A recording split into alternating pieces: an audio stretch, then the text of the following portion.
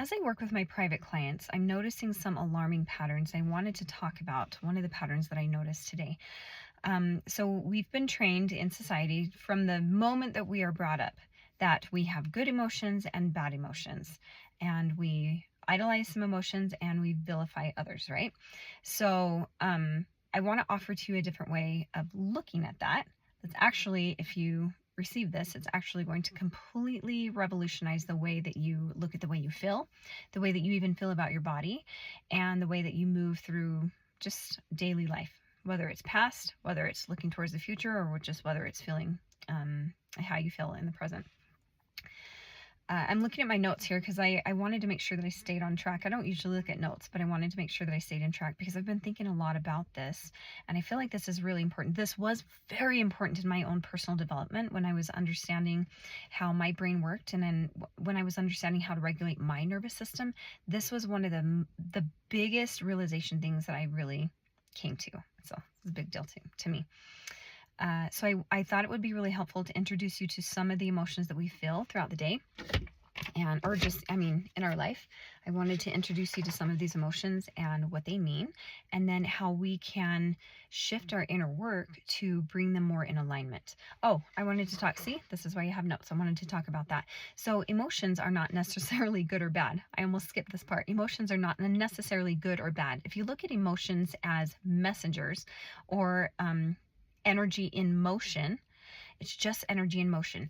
Now, we have our highest version of ourselves, and my belief system says that that is God. That is my creator. That is the one who loves me the most and keeps my heart beating and moves me towards all good things. Good emotions, or actually all emotions, will tell me how much in alignment I am with my creator versus how much out of alignment I am from my creator. You've probably guessed it by now, but happy emotions, good emotions, I don't know how else to say that. They're not bad, but they're just like good in that they feel good. They will show me that I'm more in alignment with God, right? So love and peace and joy and play and happiness and service, those kind of things will show me that I'm in alignment, mostly in alignment with God. But then things like anger and sadness and jealousy and anxiety, which actually are some of the emotions that I will be talking about, so stay tuned. Those will show me how far away I am from my higher self or from God. And the intensity and the level of pain of those emotions tell you how far away you are. You can be one tick away, and that's going to be like a little bit of loneliness, but you can be quite far away, and that's just going to be agonizing loneliness that you feel like there's just no end to, right? So let's talk about some of those. So I wrote down some emotions that I come into contact, of course, in my own life, and then with people that I work with. Let's talk about anger.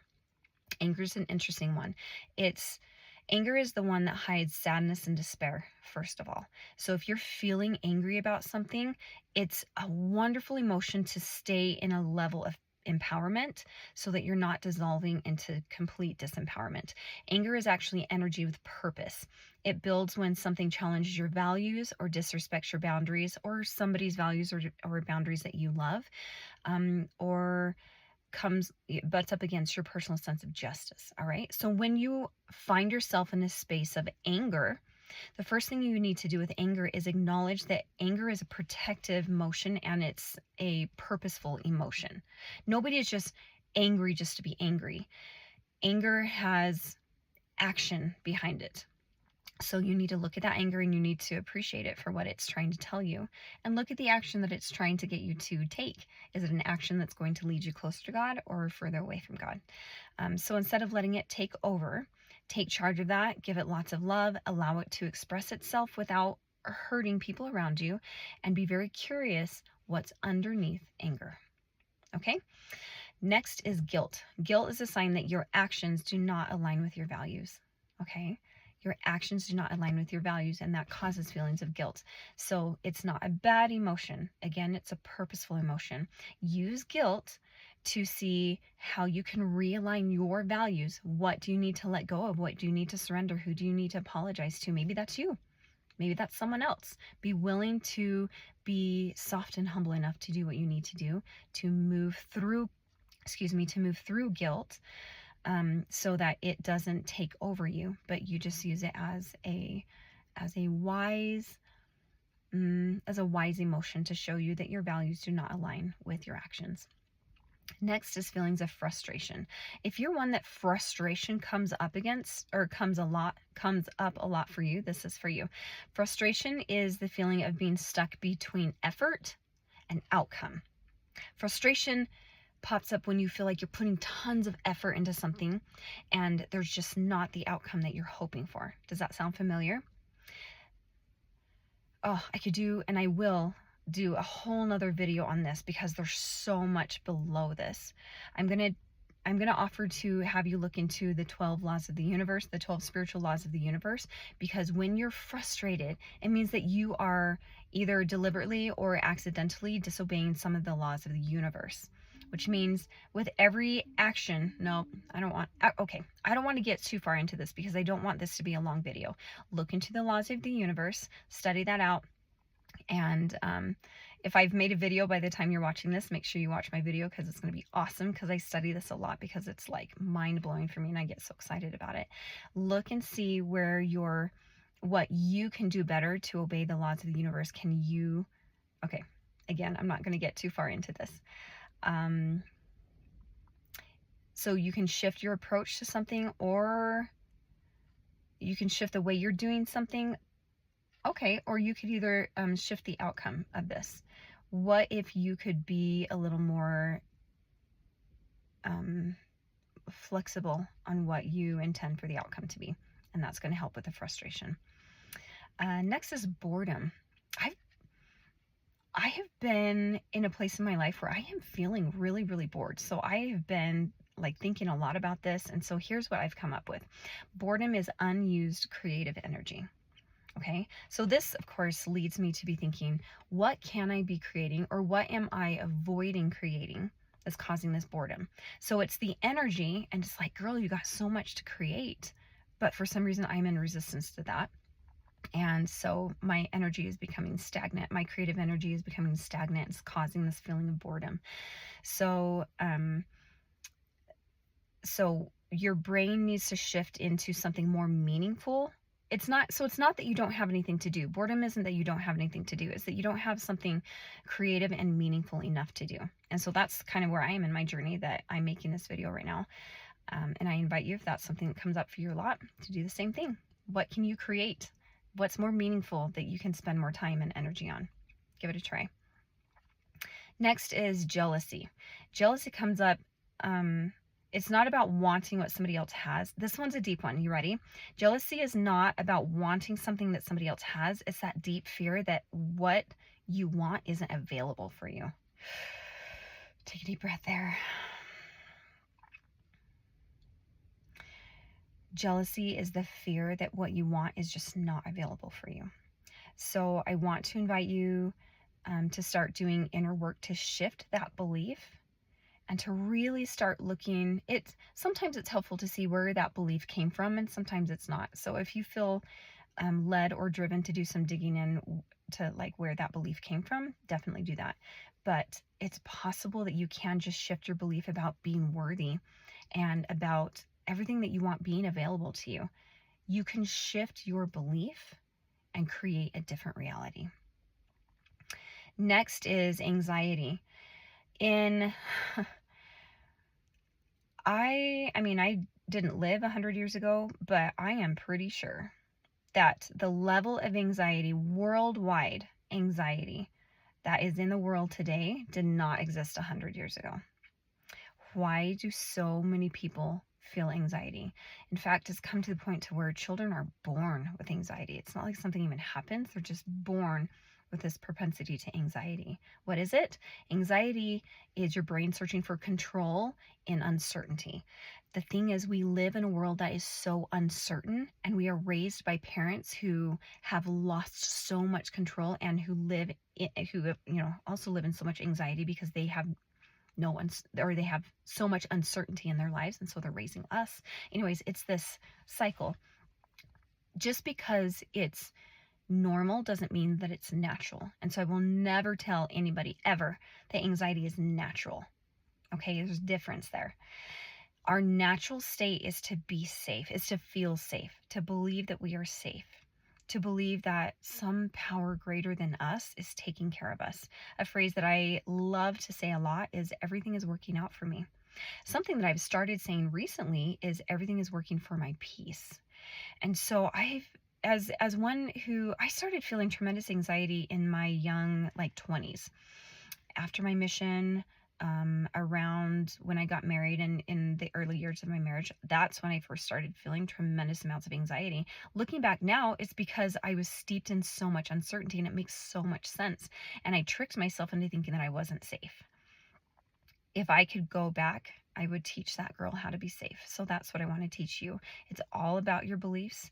It's a surprising very little about your external everything, and it really is all about your beliefs. So shift your inner beliefs, heal your nervous system, release the trauma, start telling yourself that you are safe, and show up as a safe person for yourself. And you will find that your anxiety will, slowly or quickly, I can't tell you. I don't know, because I don't know you and I'm not working with you, so I can't tell you, that your anxiety will heal and it will relax into the sense of safety. Next is grief. Sometimes when we think about grief, it's if we've lost a loved one, a loved person, or maybe an animal or something like that. Not necessarily. Grief is love with nowhere to go. You can grieve a relationship. You can grieve the loss of a job. You can grieve the loss of who you thought you were going to be, or how you thought your life was going to turn out. There's a lot of things that we can grieve. And it's love and hope and expectations and all of that with just nowhere to go. And it just cycles into sadness and grief. The way that we resolve that is letting ourselves feel it. Like, just really feel it. It's not going to kill you. The grief itself is not going to kill you. Don't push it away. If you try to push it away, it's only going to make it heavier. Feel it, love it, let it be there for as long as it needs to be.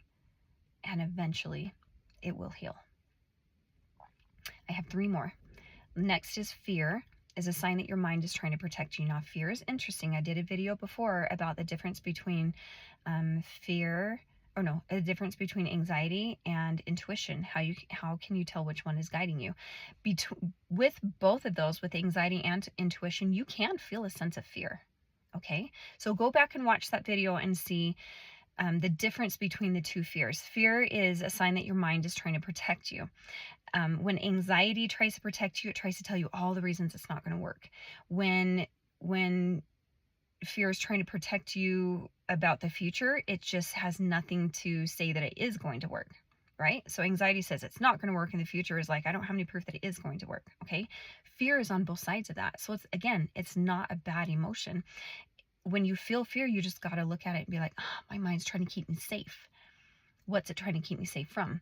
Is it a real legitimate threat, or is it just not knowing what the future holds? Maybe it could be better. So take a look at that. Learn to tell the difference between a real threat and the discomfort that leads to growth. I just said that. I'm just reading it down in my notes. And you'll be able to tell. And either way, like, fear becomes your friend, because it's that sign that there's definitely movement there. There's definitely movement. So be able to tell the difference. That's going to make a huge difference there. Second to last is sadness. Sadness is one of my favorite emotions, because sadness is the emotion that we feel right before we relax, and before we surrender, and before we sink into trust. Okay? It's right before that. It isn't that. Sadness isn't relaxation, and it isn't surrender, but it's right before that. And so a lot of times I see anger, and then when anger is processed, there's sadness. And then when sadness is processed, there is faith and trust and relaxing and surrendering. So I love sadness, because sadness is the sign that our mind is slowing down to catch up with what happened.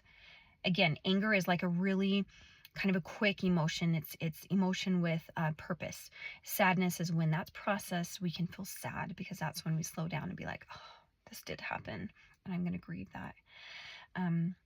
Letting ourselves feel sadness isn't weakness. Like I said, it's one of my favorite emotions that I can feel when I feel myself moving into sadness, I'm like, oh, progress, right? And when I work with you guys and I start to see tears and I start to see that slowing down, I'm like, yes, like it's so exciting for me. Feel it, honor it, because you know on the other side, not that you're rushing to get through, but on the other side of that is the peace that you're longing for. And last but not least is loneliness. I don't know how it is with everybody else, but I have found that loneliness and boredom a little bit go hand in hand for me. They just kind of walk side by side. Loneliness is a craving for connection. Because I am such a creative person, creativity and connection are so intertwined for me, that I find that they go so much together. If I'm feeling bored, loneliness is also there. If I'm feeling lonely, there's also a sense of boredom there because I'm not connected and I'm not creating. When you're feeling lonely, this is a nudge to when you're feeling lonely, this is a nudge to connect to something or someone that is meaningful to you. And maybe that's God, but listen, maybe it's you. Maybe you're lonely because you're not taking time to connect to you. I'm going to go out on a limb and saying that's probably it, because no amount of connection from external other people is going to feel that deep loneliness that you have if you're not connected to God and if you're not connected to yourself. It will take the edge off, and it is, other people are such a blessing in our lives, but they are not designed to feel the void inside of ourselves. That void that shows up when we are disconnected from God and when we are disconnected from our higher selves. So take a deep breath. I would love to hear in the comments. Just leave me a comment or send me a message and let me know which one of these was the most impactful for you. Also, I would love to hear what other emotions come up for you that you would love some discussion around. Let's hear it. Like and subscribe and share my video if this has been helpful. I want you to know that I love you, and if you're looking for somebody to coach you through emotions, I'm your girl. This is what I love the most in life. Thank you.